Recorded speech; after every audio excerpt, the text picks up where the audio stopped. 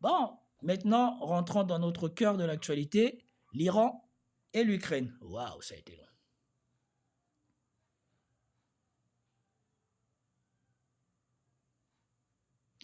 Alors, pour l'Ukraine, nous avons deux choses à voir.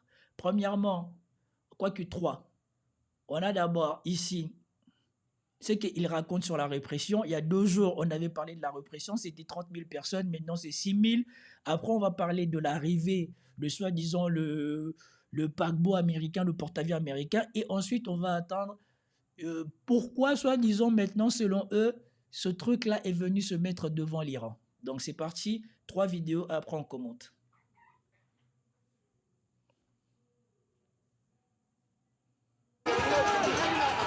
Ils étaient venus réclamer des changements économiques et politiques. Violemment réprimés, ces manifestants tentent de fuir les coups de feu des forces de l'ordre. Certains sont gravement blessés. Bon, les coups de feu des forces de l'ordre, on ne voit pas, ils sont où les coups de feu, on attend les coups de feu, on n'identifie pas des forces de l'ordre.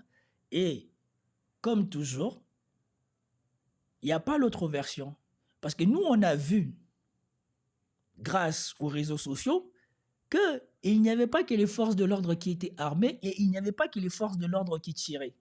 Mais, ici, quand on vous montre, on ne vous montre que les tirs soi-disant des forces de l'ordre.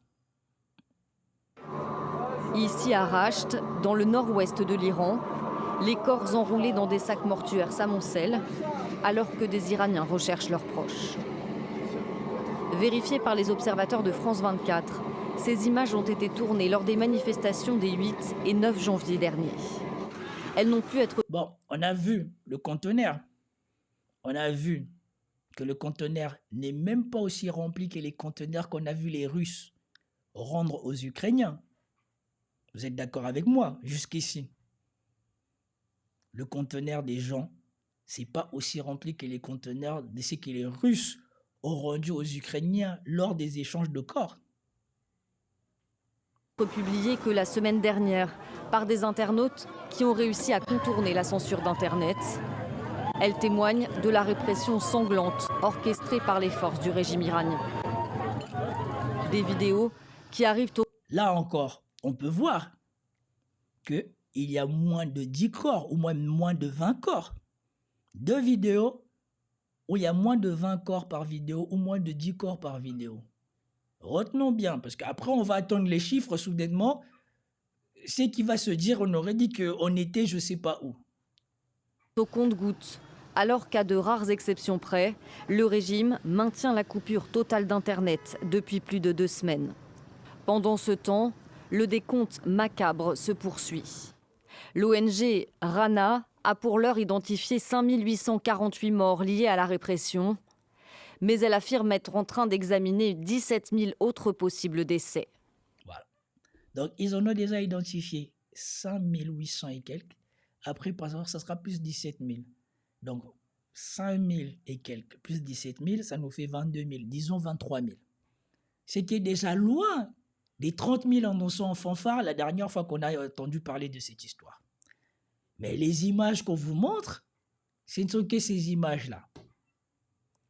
On a montré des images de moins de 40 morts, mais on vous annonce 23 000 morts. On vous rappelle que les 23 000 morts, c'est des choses qu'on a atteintes à Gaza, après des bombardements, des tirs sur la foule et tout ça, pendant des mois et des mois. Mais là, on vous dit que tout ça a été atteint en quelques jours. Et quand on vous montre les gens qui échappent aux forces de l'ordre, tu ne les vois pas en train de tomber comme des mouches. Les blessés sont également très nombreux, comme en témoigne ce médecin à la tête d'un service d'ophtalmologie dans un hôpital de Téhéran. Au total, environ 1000 patients se sont présentés à l'hôpital. Il s'agissait de patients nécessitant une intervention chirurgicale urgente et souffrant de rupture de la cornée. Je n'ai pas pris en compte les ruptures des paupières ni les patients ne nécessitant pas d'interventions immédiates. Selon certaines sources, jusqu'à 30 000... Donc, il a dit combien nécessitait le changement de cornée? Des paupières ni les patients nécessitant une intervention chirurgicale urgente. Environ 1000 patients se sont présentés à l'hôpital. Il s'agissait de patients nécessitant une intervention chirurgicale urgente et souffrant de rupture de la cornée. Donc 1000 personnes souffraient de rupture de la cornée. Mais on les a battus avec quoi? On les a rentrés des trucs dans l'œil. Franchement, j'ai du mal à m'imaginer comment tu en arrives à là. À la cornée. Si vous êtes parti au corps à corps, on t'a tiré dessus, on t'a aspergé quelque chose, j'ai du mal à comprendre. Parce que quand tu vois les images, ils te disent qu'ils sont en train de fuir parce qu'on est en train de, soi-disant, leur tirer dessus. Mais en te tirant dessus, comment est-ce qu'on arrive à te toucher à la cornée?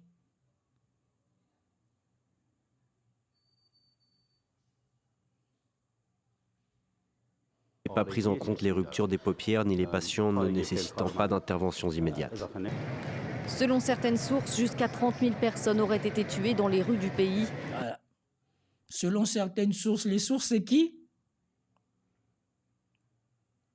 Les sources c'est qui? Les 8 et 9 janvier seulement. La rapporteuse spéciale de l'ONU... En plus, ils disent selon certaines sources, tous ces gens-là ont été tués entre le 8 et le 10. Si j'ai bien compris, hein. Si j'ai bien compris. La rapporteuse spéciale de l'ONU... 1000 personnes auraient été tuées dans les rues du pays les 8 et 9 janvier seulement. Le 8 et 9 janvier, en 2 jours. En 2 jours, on a atteint presque ce qu'on a fait à Gaza en 1 an. Et la ville, elle est debout comme ça. Pas de traces de balles, ni quoi que ce soit.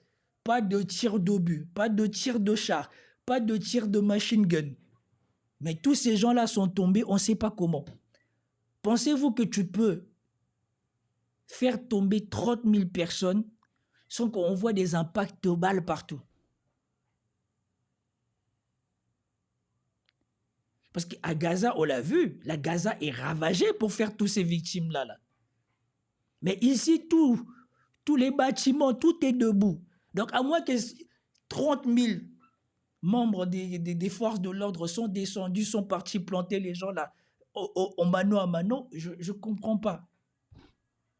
Je ne comprends pas. Et personne ne remet en doute ce que disent ces gens-là.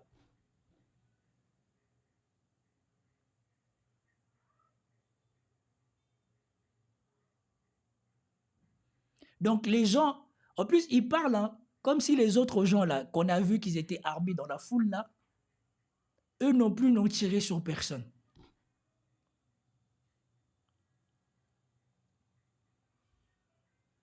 Et quand ces gens-là ils parlent comme ça, personne ne remet en cause le narratif qu'ils sont en train de mettre en place. Et vous verrez que le narratif qu'ils sont en train de mettre en place va s'expliquer dans les vidéos que nous allons regarder, dans les vidéos qui suivent. C'est du n'importe quoi. Ils sont tous en train d'essayer de justifier, de poursuivre, de pousser loin devant le scénario d'un truc qui arrive en Iran. Ils ont vu que, voilà, militairement, Trump, il va pas devant, donc on va maintenir le scénario jusqu'à ce qu'il se passe quelque chose. La rapporteuse spéciale de l'ONU sur l'Iran évoque elle aussi des dizaines de milliers de victimes. Des milliers de manifestants auraient également été arrêtés au cours de ce mouvement de contestation du pouvoir. Les autorités judiciaires ont promis contre elles des procès rapides et des punitions sans la moindre clémence. C'est une ville flottante de 330 mètres de long qui peut abriter plus de 5600 soldats accompagnés. Donc là, on passe à la deuxième vidéo.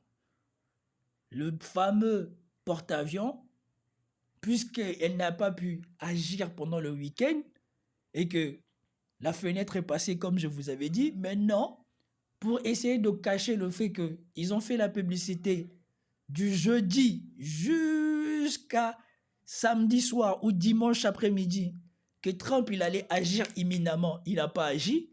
Donc maintenant, pour justifier qu'il est là pour rien, on commence à faire des trucs, oui, maintenant il est arrivé, il est identifié, il s'est mis au large de l'Iran.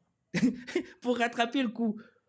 Pour dire que voilà, finalement, on n'a pas pu agir, on ne sait pas pourquoi. Maintenant, ça devient, on fait des reportages pour dire qu'il est là. Or que tous savaient, ils savaient qu'il arrivait. Ils ont tous dit que voilà, il allait agir avant d'arriver, machin, nini, nanana. et vous allez voir, ça va pas tarder, c'est imminent, c'est machin, c'est nini, ça va arriver. Mais non, que c'est pas arrivé. Au lieu d'accepter que voilà, bon, l'Iran est peut-être décidé à attendre que si ça bouge, ça va bouger pour tout le monde. Non, ça devient, le porte-avions est là. Et vous allez attendre pourquoi le porte-avions est là après. Pour l'occasion de 3 destroyers et d'un sous-marin d'attaque, l'armada américaine s'est positionnée dans le golfe Persique, à proximité de l'Iran. Parallèlement, de nombreux avions ont été déployés sur les bases américaines de la région. Le président américain avait prévenu, il espère qu'il n'aura pas à utiliser le porte-avions Abraham Lincoln, mais l'Iran doit cesser toute répression violente des manifestants et ne pas reprendre son programme nucléaire. Ouais, pourquoi? Maintenant, ça devient, le truc, il est là, parce que les États-Unis veulent faire en sorte que l'Iran cesse toute répression violente. Alors que nous savons que les manifestations sont finies depuis, et qu'avant même que les manifestations soient finies, les manifestations pro-gouvernement étaient déjà devenues beaucoup plus importantes que les manifestations anti-gouvernementales. Et eux-mêmes l'ont reconnu, mais on continue encore avec le scénario des « oui, il y a des répressions, il y a des machins, il y a des nini ». Je ne comprends pas pourquoi. Et c'est pour ça que je vous dis, maintenant qu'ils ont raté la fenêtre, au lieu d'accepter la honte que voilà, non, hein, ce tour-ci, c'est chaud pour Trump d'y aller, non, ça devient non. Mais on est là pour mettre la pression. Alors que eux tous, hein, il n'y en a pas un qui prêchait pas que Trump, il allait agir. Et moi, je vous ai dit, on sera sûr que Trump n'agira pas. Pas tant que ce truc-là ne sera pas parti. Tant que ce truc-là, il est là, il attend, il cherche l'opportunité. Et voilà pourquoi je vous dis qu'à chaque fois, ils agissent pas à l'aveugle.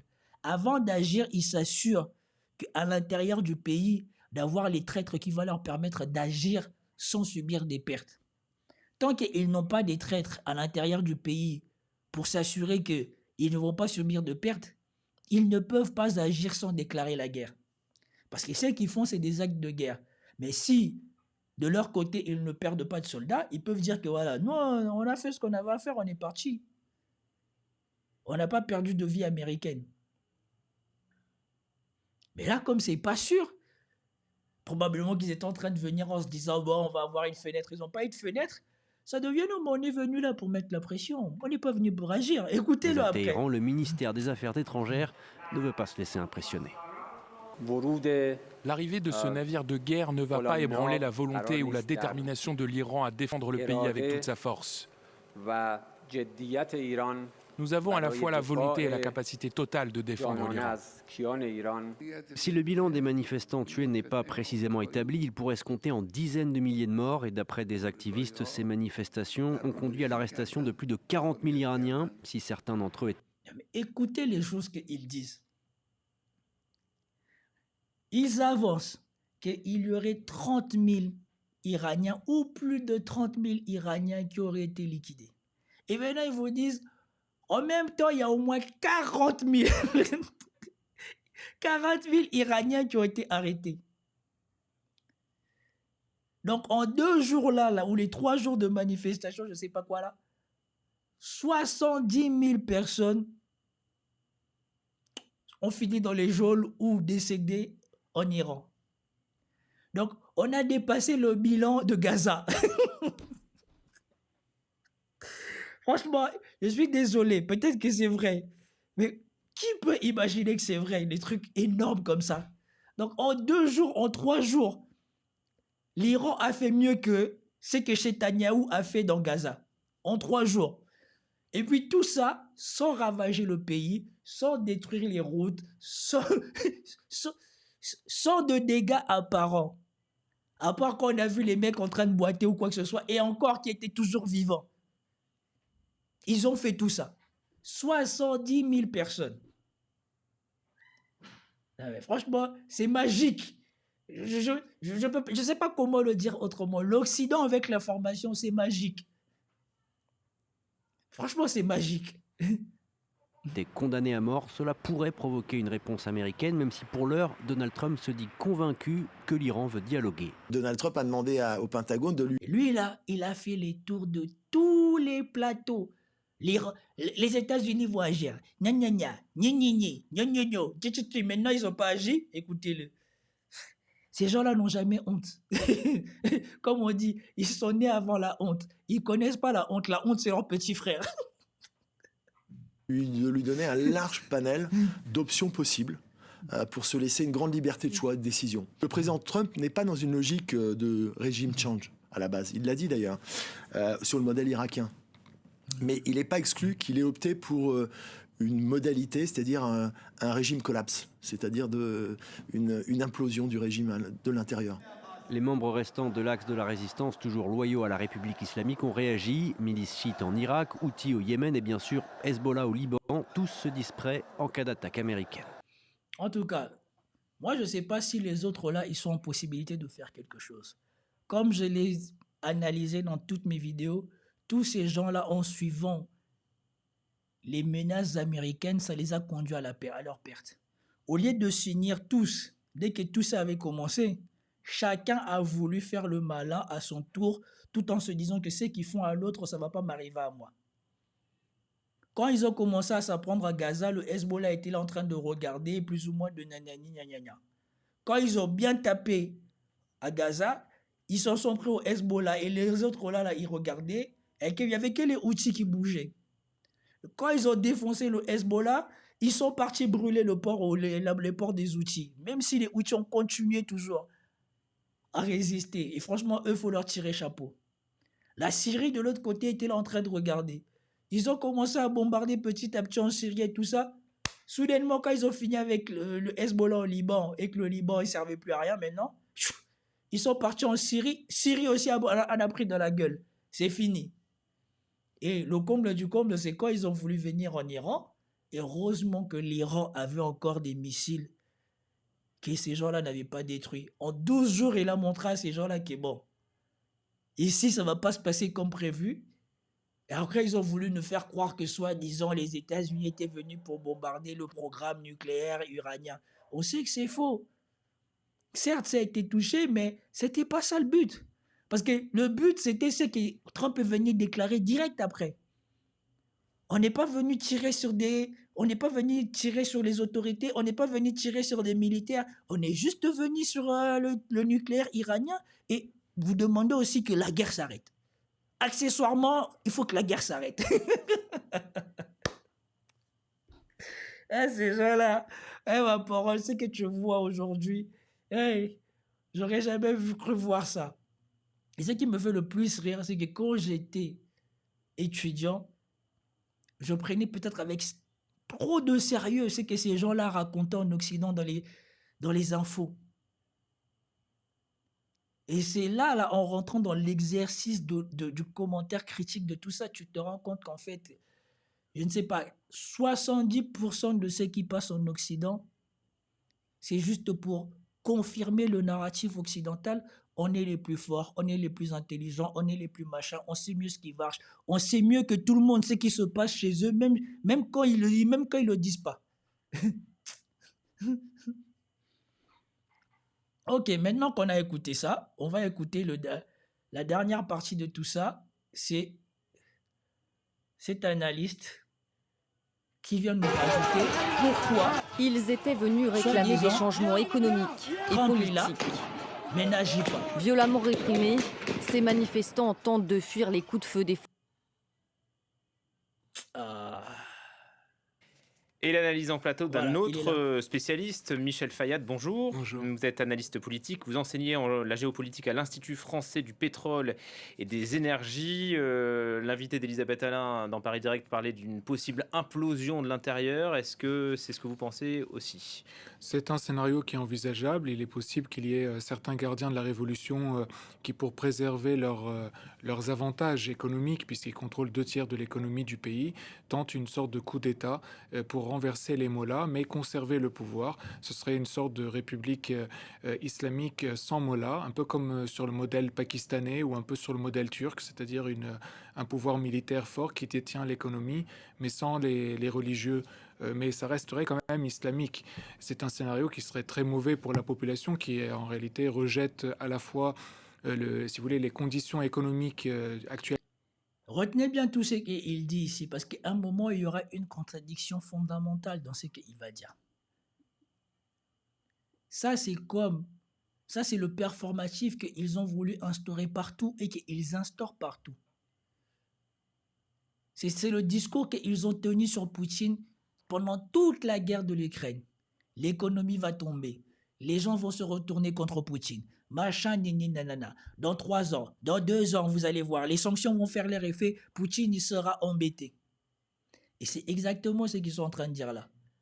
Il faut que ça tombe de l'intérieur. Ah bon, les États-Unis, ils n'étaient pas là pour précipiter de tomber. Non, mais il faut maintenant que ça tombe de l'intérieur. Tout le week-end, vous avez prêché à tout le monde que vous allez bombarder, vous allez peut-être causer la chute du régime.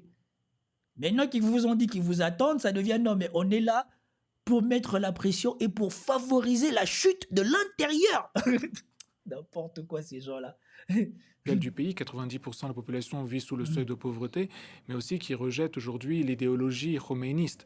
On sait qu'aujourd'hui, les mosquées sont vides. Il y a un rejet vraiment, non seulement de l'idéologie khomeiniste, mais de plus en plus un rejet de l'islam en tant que tel. Donc, par rapport à tout ça... Mais l'élément concret, excusez-moi, si on parle d'implosion du régime, ça voudrait dire quoi? Une capture du guide suprême? Une capture ou un assassinat du guide suprême. Et, ça serait l'élément phare déterminant? Bien sûr, et puis peut-être aussi d'autres assassinats ciblés. Mais il faut voir, parce que jusqu'à... Moi, c'est des choses qui me dépassent. Comment ces gens-là oublient que dans tous les endroits où ils vont faire cette propagande-là, la cause du mal-être de ces populations-là ne sont pas forcément leurs dirigeants, mais les Occidentaux qui sont derrière toutes les sanctions qui font vivre à ces gens-là. Ils oublient que c'est eux qui sont la cause de tout ça. Mais après, ils viennent vous dire que non, mais les gens, ils en ont marre du régime. Comme si le régime avait les moyens de faire autrement, mais refuse et préfère voir sa population souffrir. Et après, ils vous disent, non, mais là, nous, ce qu'on veut, c'est que le régime, il tombe de l'intérieur. C'est qu'on nous capture le chef, là, on nous le donne. Ou alors, on coupe la tête à tous les gens là, et on verra ensuite. Ils viennent dire ça comme ça, tranquille. Mais toi, va dire que ce que nous, on veut en Occident, c'est que la population s'énerve et découpe la tête de la tête du président. Macron, là, rien que quand le mec, là il avait fait soi-disant la figurine de Macron pendue, là, le mec, il n'a pas fini en procès, en prison presque. Mais eux, tranquilles, ils peuvent venir devant les trucs comme ça, là, dire non, mais ce qu'on veut, c'est que on nous kidnappe le mec qui dirige. Ou même on les tue tous. On les liquide un par un. En fait, on est là pour montrer à ceux qui veulent les tuer que non, tuez-les, on sera avec vous. Maintenant, le scénario dont je viens de parler, ça fait longtemps qu'on en parle, en fait, qu'il y ait une possibilité d'un coup d'État à l'intérieur des gardiens de la Révolution contre les Mollahs. On en parlait déjà en juin. Exactement. Ouais. Donc rien n'a été fait. Et en fait, je pense que Trump, pour le moment, essaye de temporiser pour mettre une pression maximale pour que ça se fasse. Et si ça ne se fait pas, alors là, il passera à la deuxième étape qui serait assassiner, je pense, Khamenei ou le capturer et d'autres personnes clés du régime pour provoquer la chute. Ça veut dire qu'il n'y aura pas de... Voilà. Si ça ne se fait pas, Trump, il va passer à l'assassinat ou à la capture de Khamenei. Alors que Trump lui-même, il a dit qu'il ne mettra pas de pied au sol, il ne mettra pas de boot on the ground, il n'y aura pas de soldats qui vont descendre sur le terrain. Et on comprend bien qu'ils ont ramené toute cette armada là, c'était pour impressionner, mais on leur a dit que voilà, bon, ce tour-ci, essayons, on va voir. Et depuis qu'on leur a dit venez, comme par hasard, ils ne viennent plus. Comme par hasard, ils ne viennent plus. Et maintenant que eux tous, ils étaient sûrs que ça allait se passer, depuis maintenant 2 semaines, parce qu'on vous rappelle que depuis soi-disant le 14, ils devaient déjà avoir cette attaque. Et on a là, je regarde, on est le 27. Donc ça va faire 2 semaines. Ça ne se fait pas. Ça devient... Eux-mêmes, ils comprennent que voilà, militairement, ça ne va pas être possible. Donc maintenant, on va changer de scénario. On va dire qu'on est là pour que les gens qui sont avec nous, qu'ils agissent. Comme ça, s'ils agissent, on pourra venir leur porter main secours. Or, ce que lui ne comprend pas, c'est que l'Iran, ce n'est pas le Venezuela. Même s'ils détestent leurs dirigeants, ils détesteront encore plus que leurs dirigeants soient renversés au profit d'un pantin de l'Occident. Parce qu'on rappelle, même le Shah d'Iran qui était aimé par l'Occident, lui-même a été renversé par les Iraniens. C'est-à-dire, Statu quo, là, les Américains sont allés trop loin dans le déploiement de cette armada dans le golfe Persique pour qu'il ne se passe rien. Oui, vous savez, voilà, la honte. Ils ne peuvent pas supporter la honte. Ils ne peuvent pas supporter la honte. Trump a trop monté les muscles. Il a déjà tout enlevé. Il a sorti le couteau. Ah, mon gars, maintenant que tu as sorti le couteau, qu'est-ce que tu vas faire? Si tu remets ton couteau en place, t'es une mauviette. Et comme eux tous, ils ont vendu le scénario, au lieu juste d'être tranquille, de dire que voilà, l'armada américaine est en train d'arriver vers l'Iran, le truc, il n'était même pas encore arrivé. Ce week-end, il va y avoir un truc. Ce week-end, il va y avoir un truc. Il n'y a rien eu. Maintenant, eux tous, ils deviennent... Non, mais là, s'ils n'agissent pas, c'est la honte. Hey, c'est tellement honteux. C'est tellement honteux. C'est tellement honteux de voir comment à chaque fois, ils essaient de retourner la situation. Et moi, je vous dis que voilà, l'Iran n'est pas encore sorti d'affaire. L'Iran sera sorti d'affaire quand cette armada américaine va partir de là. Tant qu'elle n'est pas partie, c'est qu'ils sont en train de travailler au corps les traîtres du régime. Ils sont en train de travailler au corps les traîtres du régime pour que soit les traîtres du régime renversent de l'intérieur, soit les traîtres du régime permettent à ce que cette attaque puisse avoir lieu. Et je pense que les Russes, en observant ce qui s'est passé au Venezuela, ou même les Iraniens eux-mêmes en observant ce qui se passe au Venezuela, moi je suis eux, j'ordonne qu'on change les structures de prise de commandement, qu'on donne beaucoup plus d'autonomie, même au plus bas de soldats. Que si tu vois les Américains ici, là, si ça commence à chauffer, tire-leur dessus.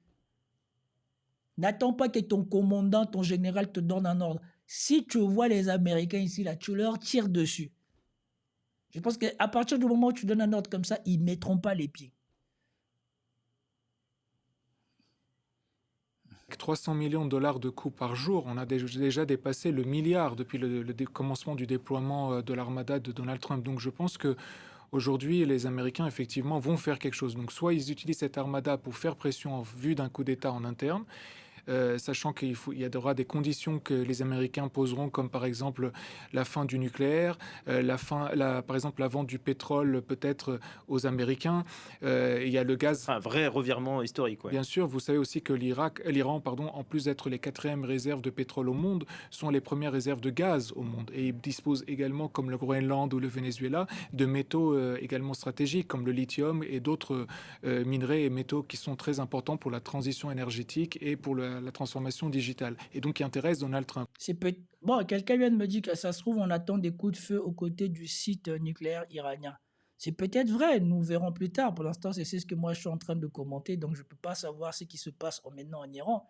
Mais de toute manière, si c'est vrai, c'est normal. Ils sont là en train d'essayer de provoquer le bouleversement de quelque chose en Iran. Donc s'il se passe quelque chose, c'est normal. Le tout est de savoir, est-ce que les Iraniens sauront résister? Est-ce qu'ils seront opposés à ça? Est-ce qu'ils seront d'accord pour ça? Le plus important là, c'est même pas les États-Unis. On sait que Trump, il a beaucoup trop à perdre s'il va comme ça à la sauvette. Donc c'est le peuple iranien qui va décider de comment ça va se passer. S'il y a trahison interne et qui est soutenue par la population, nous, on ne pourra rien, on ne pourra que constater. Mais s'ils résistent, s'ils font en sorte que personne ne puisse trahir ou qu'ils arrivent à défaire tous les traîtres, au bout d'un moment, je pense que les États-Unis vont être obligés de reconnaître que voilà, on ne peut rien y faire, on va rentrer à la maison, on attendra la prochaine fois.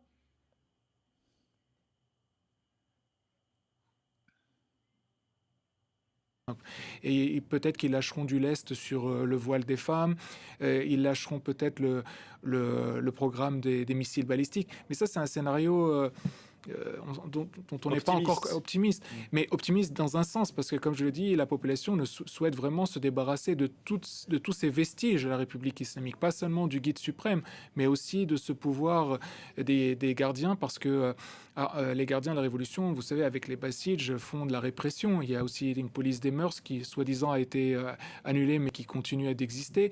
Donc il y a cette pression quand même sur la population et qui en a vraiment assez. Donc il y a cette possibilité, mais pour Donald Trump, si jamais ce scénario ne voit pas le jour, ce scénario, en fait, il ressemble un peu à ce qui s'est passé au Venezuela. Voilà. Vous savez, on a enlevé Maduro. C'est inutile, il a raconté sa vie. On en arrête là. Voilà pour ce qui est de l'Iran. Comme vous voyez, d'un côté, on reprend les scénarios, on essaie de faire croire qu'il y a eu un maximum de gens qui sont morts. On a fait Gaza. Gaza, ça s'est fait en 1 an. Et encore, on contestait tous les jours le nombre des morts. On disait que c'est les morts du Hamas, c'est pas officiel, c'est pas machin, c'est pas nini. Par contre, les décès en Iran, on ne conteste pas. Tous les jours, ça augmente. 23 000, 30 000. Et en même temps, 40 000 arrêtés, machin. Donc, genre, on a fait disparaître 70 000. Et en plus, quand tu leur dis, ça peut être plus. Donc, on va même mettre 100 000 personnes ont disparu comme ça, là, en 2 jours. Voilà. Et derrière, on vient vous dire quoi? À cause de ça, Trump, il est là pour donner le courage aux ceux qui sont en Iran de trahir leur pays, de faire tomber Ramini. La population veut ça, la population. C'est incroyable. Tout ça pour ne pas accepter leur honte. Ils ont soutenu qu'il allait se passer quelque chose. Eh bien, les gens n'ont pas agi. Donc, plutôt de reconnaître que voilà, ça s'est dégonflé ou alors on n'a pas les possibilités de pouvoir agir sans que ça ne soit catastrophe pour tout le monde. Non, on commence à dire non, on va un scénario à la Venezuela. On va un scénario à la Venezuela. N'importe quoi.